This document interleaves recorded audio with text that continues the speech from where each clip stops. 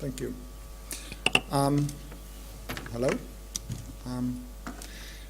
When I just thought about that the session name was Managing Large Data Volumes, then Estonia is usually the country where actually we don't manage too large data volumes. We have only 1.4 million people in the country. It's less than the citizens, number of citizens in Amsterdam. So we are not usually the country that impresses the other countries with what we can do with in terms of being large.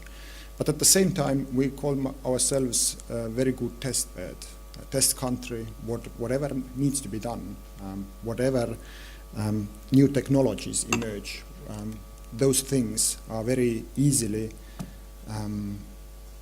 implemented so that we don't have so much legacy. We don't have systems that are coming from 1960s or 70s or something like that. Everything is quite new, quite well replaceable, and also feasible in that terms that when you really want to change something, then it is not so huge amount that it seems unreasonable. If we take, for example, this internet banking in Estonia, then I believe it's one of the most advanced in the world, and it applies also to many different things in the IT or technology industry. But what we have done, we are in quite the beginning, but just shortly about what Estonian Energy, or Enefit, as we operate on the foreign markets, what we are. We are the largest energy retailer in Estonia, Latvia, and Lithuania, in all three countries, mainly in Estonia, but also in the other countries. We are the largest electricity producer in the Baltics. We have actually the largest, world's largest coal, shale oil plants, electricity plants in the world. We are also the shale oil producer, and also we have the same thing, the world's most advanced shale oil technology. But this is something that does not interest here. We have approximately 500,000 customers in Estonia, 75% market share in electricity. We have also the largest grid in Estonia. It operates approximately 90% of the market. What are the retail challenges where we stand right now? We are quite late in market deregulation. Estonia, when it entered into the European Union, then it was decided that Estonia has to go to totally free market in electricity in 2013. And at the same time, Latvia and Lithuania are gradually opening their markets by 2015. So we are in the situation where we are right now still the monopoly in Estonia, but we have to change practically everything, how we operate, what we offer, who are the customers in less than a year. The other thing that happens on the market, customers want more, need more products, services, they want better service. They want the product range has to be diversified. It's not just electricity anymore that they are interested in. And the whole energy saving issue has become much more important than it was a couple of years ago. People are taking the thing more seriously, and therefore they want much more data also from our side to understand if they are efficient or not. And also, as if it's not enough, then we are planning the installation of smart meters in 5 years. And the whole market should be replaced. All the models that we have right now, they should be replaced with smart meters, and we can enter the smart grid world. What is also interesting, just the latest thing here, equal treatment of all electricity sellers. As we own the largest network in Estonia, then this is actually one difficult and complicated things. Until now, we had to serve only ourselves inside the company. Now we have several partners, possibly tens of different electricity sellers who also want the data from us. How we stay competitive in this market? Just a couple of things. First of all, we have to fix or had to fix all the weak things. First three are less important. Not less important, but on the technology point of view, they are less important. Employees are not all free market minded. It is an issue. Sales orientation and also low flexibility. Those are the things that from the technological point of view don't matter too much. But old technological systems, when we thought about what were the situation on the technological front, then we had both the slow development, we had unreliable operations, and we definitely were not able to manage large data volumes that are coming in through the free market and the smart metering. Also, if we look in the future and see what are the most important things that actually might make us as an utility more competitive than our competitors, then right now we have all the data and will have in the future almost all the data about the customers. And smart metering makes the data even more accurate than it is today. So if, as I've been in the banking industry for 10 years, then there was the data, the key to everything. If you had the transaction data, then actually it was the most important thing. It was the reason why the customer stayed in one bank and didn't go to the other. If you can utilize this data and make it interesting for customers, make it a competitive edge, then this is definitely something that keeps the customers among your customers and not on the competitor's side. So this is one thing.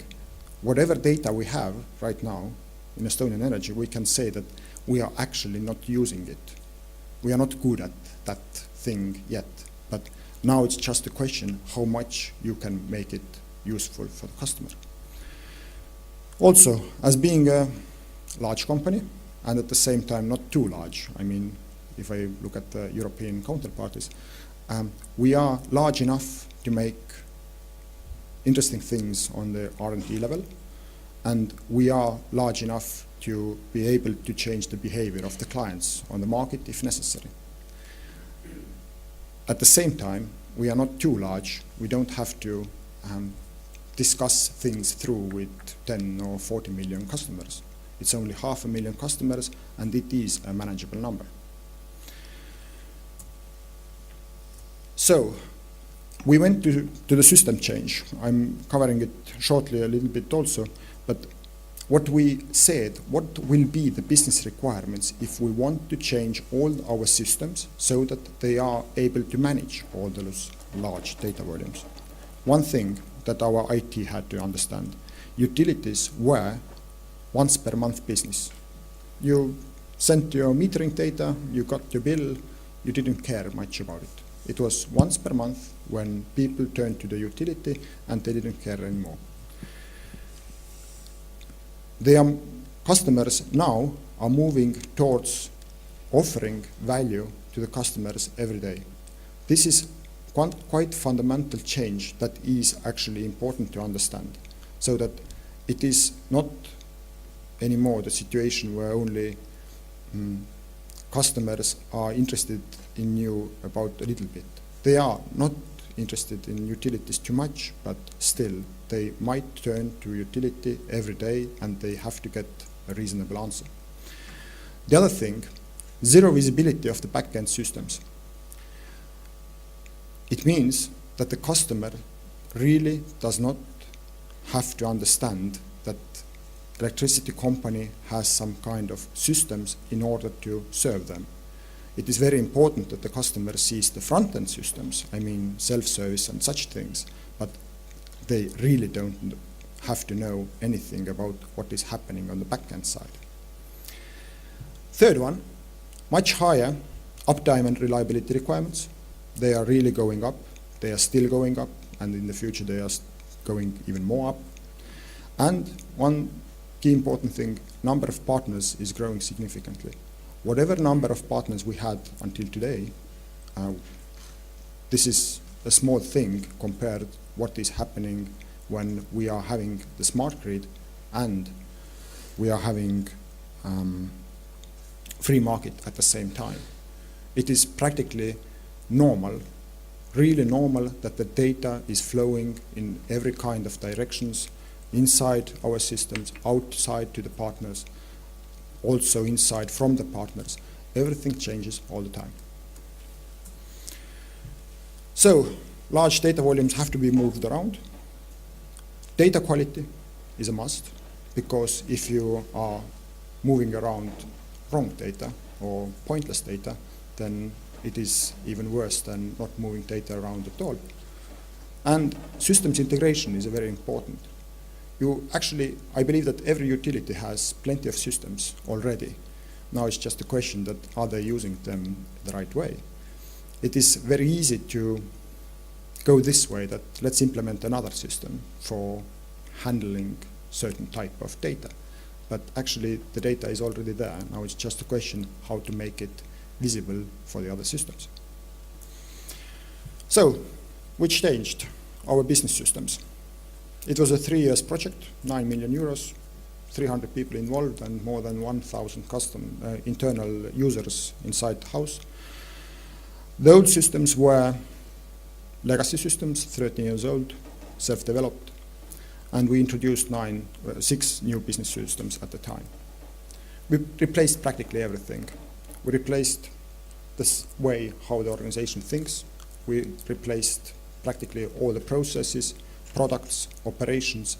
Everything how we worked before did not work the same way in the future. It was, when I first put together this slide, I wanted to bring out the things that we changed. But later I understand that when you change all the business systems, basically all the business systems that you use, then nobody remains the same. What happened? All the weaknesses came out. Just weak people or departments. It is actually, when you have the large changes, then it happens quite easily. All the unlogical processes, there were plenty of them. All the data problems. If you have a 13 years old system, let's say, there are plenty of data problems inside the systems. They are just, you can't even imagine what kind of crap has got into the system throughout the years, and that you actually don't look at because they are, let's say, buried behind under the sand. It's something that you don't want to see. You better look over them. All the errors in the old system, and of course when you implement whatever new system, then you have plenty of bugs of the new ones. When you have 6 systems, then you have a little bit more of them. So we replaced them. Legacy systems, instead of that, we are using now 3 different systems from Oracle, CCNP, MDM, document management side. We are using asset suite and service suite provided by Ventyx, and we are having totally new private and business self-services. They are developed in-house. So, what you need in order to do such things or implement something totally new. First of all, there has to be a clear understanding of the scope. If you don't understand what you are changing, then you are in a big trouble, because usually when you go to a change, then demands are growing in the process quite fast. So just stick to the scope, it helps the best. Second, full top management support. Previous presentation also talked about management, understanding the issues. It is the same thing. If the top management does not understand why you change, then they also don't understand why you are causing a lot of problems to the company. You have to have a plan. It is necessity. Also, you have to have the people who execute the plan. And now comes the tricky part. Usually there is the plan and there are the people who are executing the plan, but they are not able to stick to the plan. So plan exists, but it does not work because you are not able to manage that. Practicing and testing, it seemed to, for us, we knew that it was important, but actually it was much more important than we initially thought, and also post-go-live support. And when we are just thinking about what were the lessons that we learned, just the key things that we find the most important ones, clear understanding of the scope, such replacement, when we're talking about 6 systems replaced at the same time, it can be done. It is huge, this challenge, but it can be done. And when I thought yesterday, what do I say? Do I suggest to do such things, major replacements all at the same time, or do I suggest to go one by one? Then I would say that if you have plenty of time, and if you're not in a rush, and if you have a lot of money, then go one by one. We, Estonian Energy, we are entering the free market in 2013, and all the post-go-live problems are so strong that we did not have, actually, at one point of the time, the option to go one by one. We had to replace all of them at the same time. It means, of course, that all the problems are appearing to the table at the same time. But if you can manage that, then it is actually much more reasonable than to go to replace them one by one. Otherwise, you have 10 years of agony. Instead of that, you get the whole thing out of the table in one crazy year. Full top management support. Whatever kind of system you are changing, always look that the business understands that it is an owner. It was a major problem in Estonian Energy. It was more like technological project, and business said that you are changing there something, change it. We don't care too much. But actually, all the problems that are coming to the table after the change are actually the business problems. And they understood it, let's say, 1 year too late. By that time, they already had all the problems on the table, and they had to start eating them. Execution side, whatever you do in a quality way. Quality has a price, it is expensive, but at the same time, I would say that it is worth it. Otherwise, you are paying with all the customer problems, and customer problems are much more expensive than they initially seem to be. Top quality IT operations and development is a must. It is really important that you find from the market the best partners, the best people, and make them work on your systems. And people actually define everything. In such changes, weak people or people who are not, let's say, having certain qualities enough, then they might ruin the quite large parts of your project. Practicing and testing. What we did, it was a surprise for Oracle, for example. We made a pre-live training. 6 months before we went live, we set up all the systems internally, transferred all the data from as a current state into the system, and started to use that. Not for all operations, but we decided to get approximately 10% of the operations that we do in our actual live systems, we also did in those pre-live systems. So that everybody tries out, everybody does the normal things that they otherwise would do in the systems. And this thing helped us to understand much better what and how those systems should work together. What are the problems? There were coming out a lot of bugs. There were coming out a lot of unlogical processes. Also, this fear that usually people have when they have to start using the new system, this fear actually went down a lot. And by that time, when we actually went live, by that time, there was no issue that how do we use it?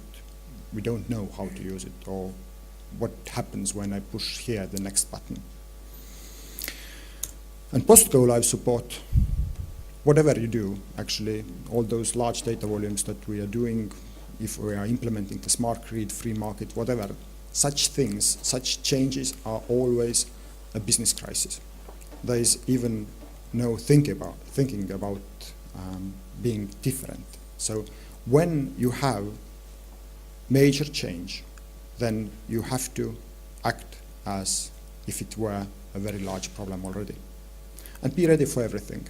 It's just a reasonable suggestion, because you actually never know what kind of email drops into your inbox in the morning and what kind of the problem is actually happening next.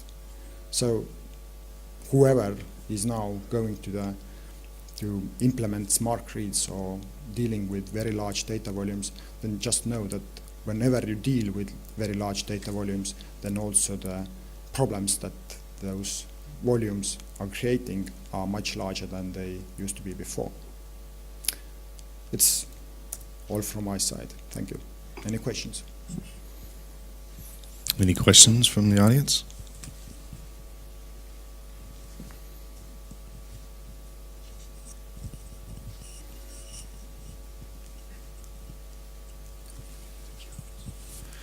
Hi, Manuel Lubert from RWEIT in Germany.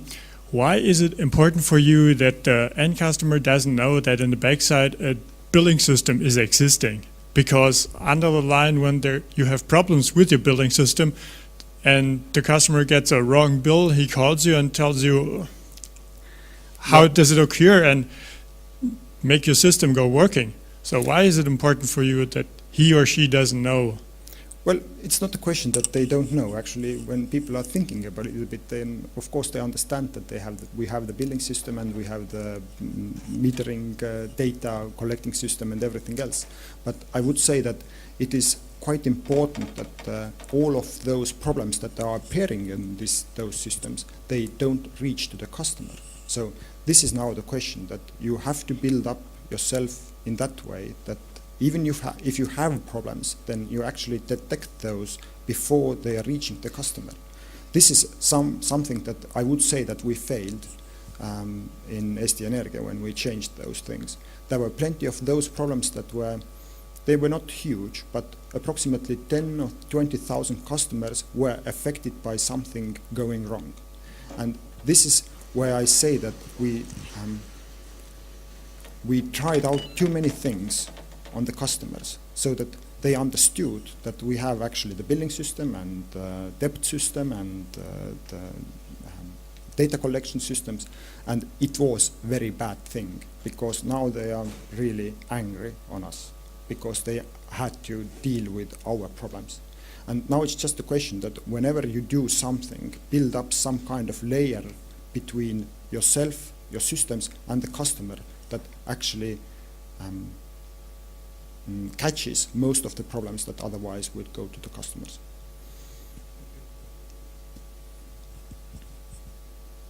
Any more questions? Well, thank you very much. Thank you.